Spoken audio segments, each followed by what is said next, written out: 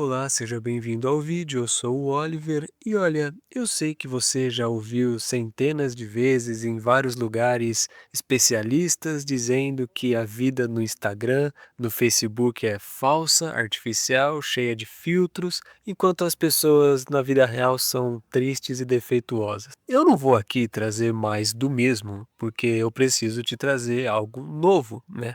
Então, dizer que a vida nas redes sociais é falsa já se tornou um clichê vazio. Todo mundo sabe, mas ninguém para de fazer também, né?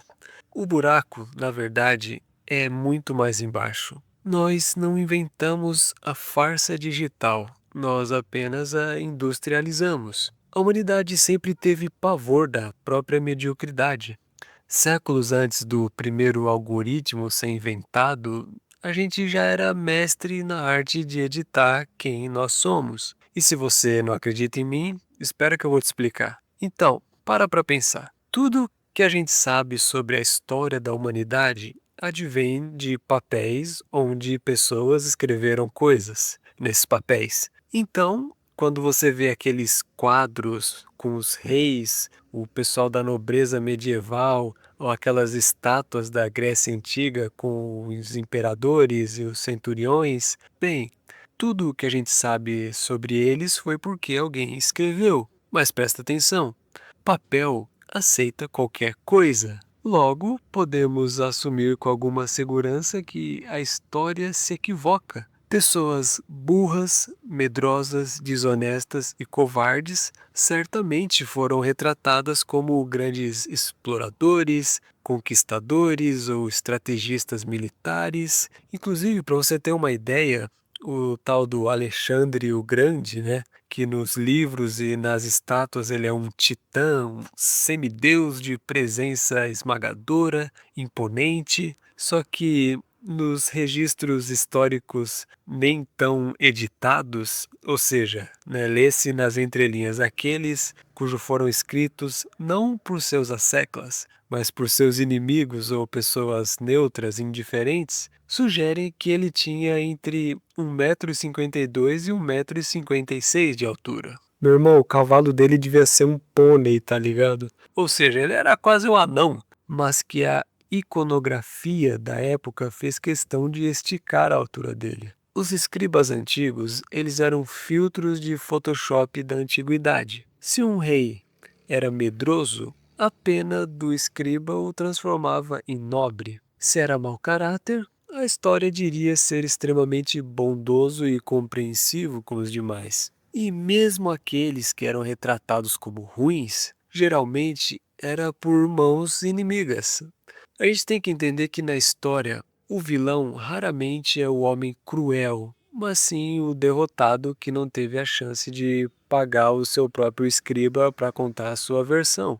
E volto a enfatizar, mesmo aqueles que eram retratados como ruins, muitas vezes, na verdade, eram apenas humanos complexos cujas falhas foram exageradas para servir de lição de moral. Por exemplo, diziam que o imperador Calígula era tão cruel que cozinhava pessoas vivas e que, de tão ruim ser, pessoas próximas a ele tiveram que assassiná-lo ainda muito jovem para evitar que ele se transformasse num monstro de vez e fizesse mais crueldades. Isso que eu falei é uma lição de moral. Você não estava lá para saber se isso é verdade ou não. Então, no teatro do poder, ou você é o herói impecável da sua própria propaganda, ou o monstro absoluto da propaganda alheia. O humano real, cheio de tons de cinza, ele nunca sobrevive ao registro oficial. E quando não, também existe aqueles casos que o fulano é retratado como ruim, sendo descrito como portador de uma maldade grandiosa, quase diabólica, como um general que mandou exterminar milhões de inocentes de uma cidadezinha conquistada. Isso acontece porque, até para ser odiado, o poderoso exigiu uma imagem que pusesse respeito. No caso, um respeito pelo mal. Porque o que ninguém aceitava na época e o que não aceitamos até hoje é ser retratado como alguém pequeno, comum e sem importância. Então, aquele tirano, aquele ditador, aquele general que queria ser visto como alguém durão, cruel, impiedoso, era porque até mesmo essa imagem lhe traria um benefício naquele momento. E se você parar para pensar, faz todo sentido, porque em tempos de guerra, em tempos de escassez, por exemplo, no Império Romano, onde os povos atacavam outros povos para dominar e expandir território, é bom ter uma imagem de tirano para servir como um alerta aos seus possíveis inimigos para eles não mexerem contigo. Então, até a maldade era estratégica e tinha uma função dentro daquele contexto. Trazendo para os dias de hoje, num caso claro, muito menor, mas eu percebo que muitos homens, mesmo sendo trabalhadores honestos, tentam parecer algo mais perigoso, tentam parecer criminoso, bandido, mesmo não sendo. Como, por exemplo, os MCs e os funkeiros, eles tentam ter um ar de favelado, perigoso, e os rapazes de comunidade ou periferia tentam imitar esse padrão. Sendo muitas vezes entregador de iFood, eles vão lá e fazem tatuagem no corpo inteiro, às vezes até no rosto, usam aqueles óculos Juliette, tentam parecer que não se importam com os demais, que só olham para si mesmo para dar um ar de malvadão para as pessoas que o veem e principalmente, acima de tudo, para as mulheres que sei lá por que se importam e se interessam por isso. E eu sei que muitos desses caras que estão aí fazendo essas tatuagens, às vezes até fazendo risquinho na sobrancelha para ter aquele ar de mandrake da periferia, o malucão da quebrada. Eu sei que muitos desses caras, na verdade, não fariam mal a uma mosca e acabam sendo até gentis se você for trocar uma ideia com eles na moralzinha. Eu já fiz esse teste. Eu acho engraçado, mano, que eu vejo os caras com aquelas lagriminhas assim tatuadas na bochecha, só que tipo, o maior crime que o cara já cometeu na vida foi roubar a mistura da panela antes do almoço e pedir desculpa pra mamãe chorando. E entenda que a razão disso é pra não parecer fraco. Até porque o criminoso de verdade, eu não tô falando desses caras, eu tô falando do verdadeiro criminoso mesmo, o verdadeiro cara de facção. Se você parar pra pensar, o cara é corajoso, por pior que ele faça, por pior que ele seja, ele é corajoso pra fazer o que os caras fazem, tá ligado? Mas enfim, voltando ao assunto, a história, ela não tem espaço para verdade, ela tem espaço para versões. Se você vence, você é o filtro brilhante, se você perde, você é o filtro sombrio. Mas em ambos os casos, o homem real foi deletado. E agora eu vou falar para você uma coisa que você nunca pensou. E quando eu terminar de falar, você vai até pensar: poxa, Oliver, eu realmente não tinha me tocado disso. Então deixa o like aí no vídeo, se inscreva se você estiver curtindo. Mas vamos lá. Quantas vezes você já viu aqueles quadros imponentes do o barão de sei lá o que, o visconde de sei lá onde, o duque da cidade de sei lá onde, a duquesa de sei lá o que? Enfim, você já deve ter visto aí aquela pompa, aquelas roupas bonitas, cheias de joias, e as pessoas pensam que o Photoshop é uma coisa nova, uma coisa nossa. Mas na verdade, o Photoshop existe há séculos. Por quê? Pense comigo. Você acha que na hora dessas pessoas serem retratadas, quando estão ali diante do pintor, da tela, do artista plástico, você acha mesmo que esses lords, eles não diziam: ei, senhor pintor, ignore essas rugas, ignore essas bolsas aqui abaixo dos meus olhos, resolva a questão da minha calvície,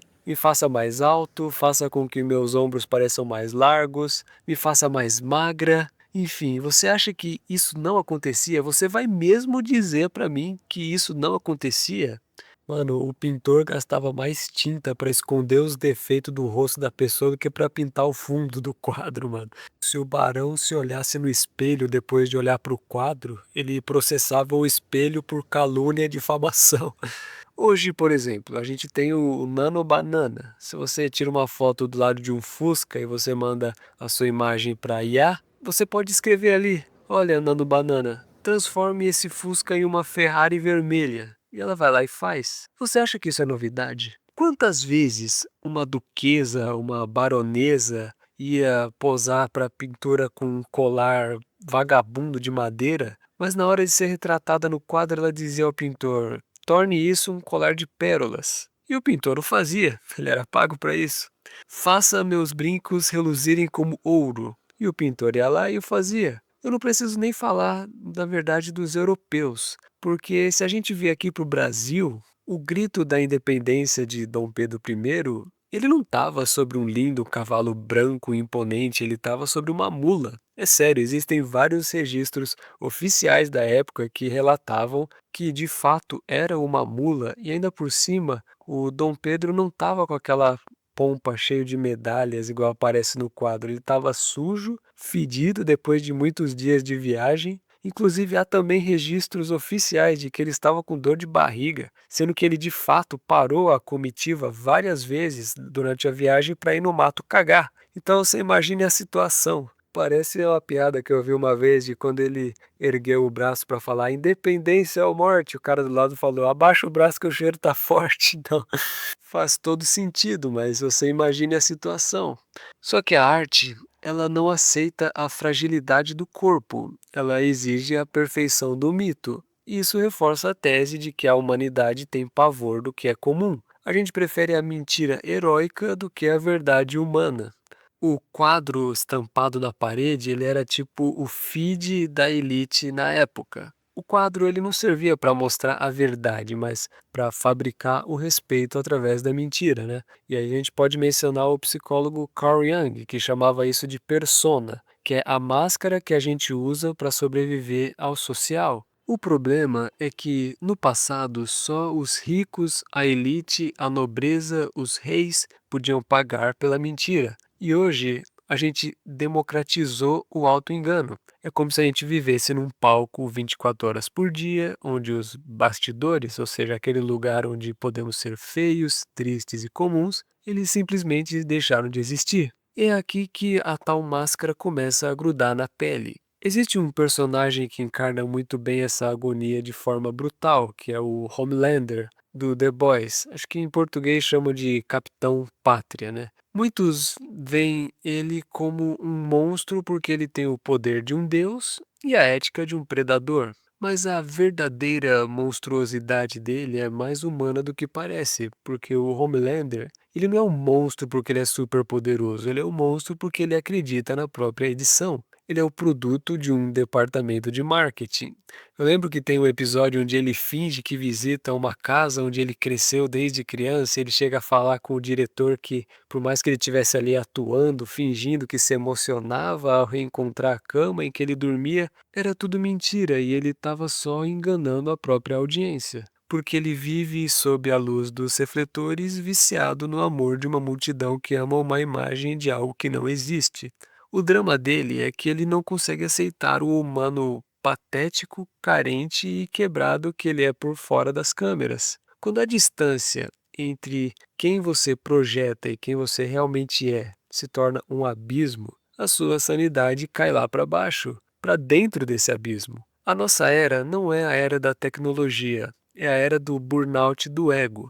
A gente está exausto de sustentar uma lenda que não aguenta nem 10 minutos de realidade. Talvez o verdadeiro ato de rebeldia hoje não seja postar a melhor foto, mas aceitar a própria baixa estatura moral. O que eu sei é que ser um rei covarde que aceita o próprio medo é muito mais saudável do que ser um herói de mentira que explode por dentro. Então, meu amigo, pare de pagar o seu escriba. Deixe as rugas aparecerem.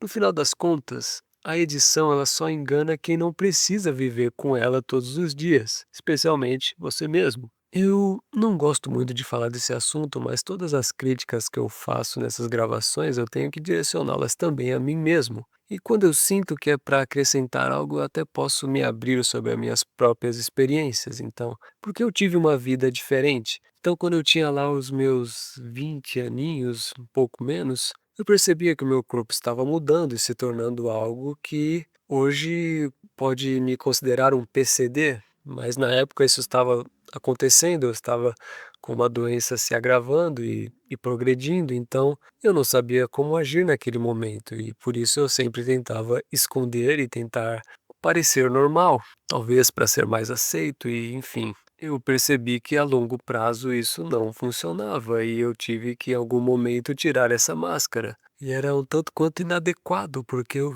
tinha que usar aquelas roupas de manga longa ou blusa, tipo, num sol de 40 graus, tipo em Bangu, vestido como se fosse participar de uma expedição pro Alasca, tá ligado? Hoje, com a maturidade que eu adquiri nesse tempo todo, eu sei que quando eu conheço alguma pessoa bacana, eu já vou lá e falo logo de cara, tá ligado? Então eu não me importo se a pessoa vai gostar ou não, eu prefiro um não por uma verdade do que um sim por uma mentira. Porque tentar parecer algo que eu não sou vai me trazer um trabalho da qual eu não quero mais ter. Eu sei que a verdade, ela às vezes é meio dolorosa, porém ela é preferível, porque ainda assim ela é livre, leve e solta. Tem aquela frase do pensador americano Mark Twain. Ele disse: quando você só fala a verdade, não precisa se lembrar do que falou. E isso é muito bom. Ou seja, a honestidade e a sinceridade são valores que não requerem memória. Ela já é completa por si só. E eu sei que o meu exemplo ele é diferente da maioria das pessoas, mas em algum nível ele se assemelha. Por exemplo, se você teve uma infância pobre, uma infância difícil, eu percebi um padrão que eu sempre ouvi assim da maioria das pessoas que já passaram dificuldades da qual eu conversei. Diziam sempre que, enquanto crianças, suas mães não deixavam que usassem os melhores tênis, os melhores sapatos para qualquer ocasião. Era só para quando fosse visitar alguma tia em alguma festa ou algum médico, entende? Então, não se podia usar aquele tênis favorito o tempo todo.